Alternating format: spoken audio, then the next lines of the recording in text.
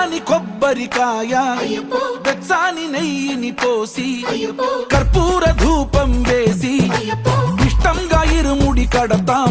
నువ్వు ఎత్తుకుంటే చాలు ఎన్ని పూనకాలు కంఠమెత్తి పాడుకోగా కన్యస్వామి కదిలిరాగా ఇరుముడి కట్టు కట్టు కట్టు కట్టు కట్టు ఇరుముడి కట్టు ఎక్కు ఎక్కు ఎక్కు ఎక్కు సారి మల్ల ఎక్కు.